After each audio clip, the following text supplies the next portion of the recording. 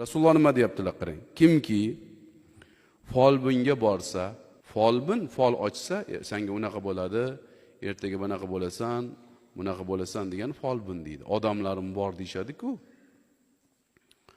Og'zingizdan bir narsalar olib beradi, bir balo.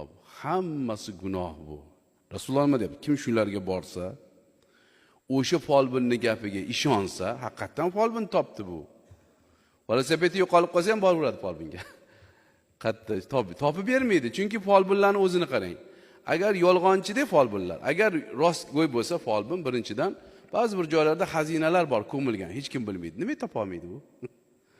Folbin topsa borib topib o'sha xazinani olib boy bo'lib ketadi. Folbinlar bechara yashaydi. Borsangiz voy uylari ham bir g'alati bo'ladi, bir befayz, bir g'alati odamlar bo'ladi folbinlar. Yuzi ham bir sovuq. Shularga nimaga bor? Xotinlar boraveradi, pul ham beraveradi. Rasululloh aytibdilar, kim o'shaning gapiga ishonsa, Qur'onga kofir bo'libdi, dindan chiqibdi dedilar Rasululloh. Kim folbinning gapiga ishonsa, dindan chiqadi.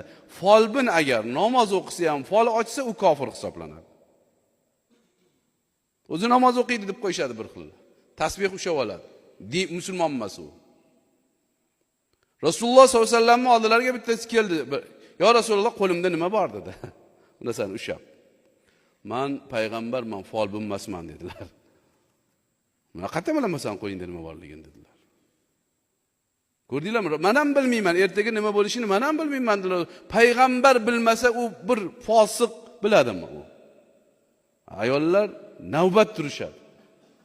Pul berishadi. Folbinga borib aytsin, bitta fol ochib qo'ying, lekin men sizga pul bermayman deng, va ishingni qil deydi.